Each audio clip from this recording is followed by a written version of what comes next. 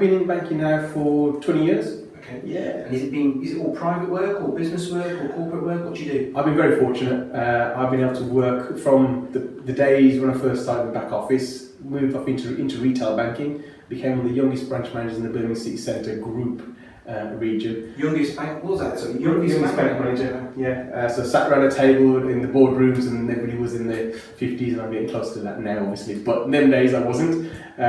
So it was like being a schoolboy surrounded by loads of headmasters.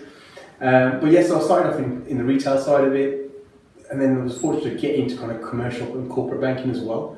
And I led the Asian corporate strategy team for Lloyds back in the day. That's brilliant. Which is a really exciting time. And it really kind of gave me lots of exposure. So not only can I look at your retail kind of stuff, which is your mortgages and your day-to-day kind of personal loans, but my commercial experience lets me get access to things like asset finance, factoring. If I was a new startup then, that's quite useful for me, isn't it? Do you want to just explain how you can help someone there? Asset finance it sounds like a fancy word, but actually it's really, really simple. Anything we purchase is how it is described. Anything you purchase is your asset. Now, in business, some of these assets are quite expensive and quite costly, and they will affect your cash flow. So the asset finance facility is something you can purchase, almost like on a hire purchase agreement, if you like, and it allows you to kind of pay on a monthly basis, which allows you to kind of spread the rest of the costs of you setting up your business. Important thing you said there as well was that it certainly will help with new startups, because obviously that's the biggest pain when we going through to set the business up.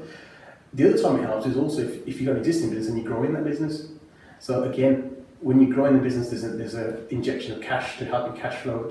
You want to free up your cash flow, and the best way to do that really is to kind of look at kind of ways you can spread the costs. And asset finance is a great way of doing it. That's brilliant. So that's a great help there for new startups and existing businesses. What else do you do for businesses? What else can you help them with? One of the other things that I've kind of moved towards is utilities.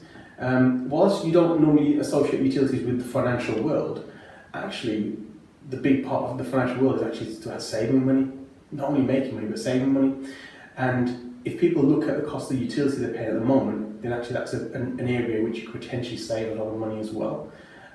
If you're in commercial business, the commercial businesses normally have a slightly higher rate than what you have in the retail kind of side.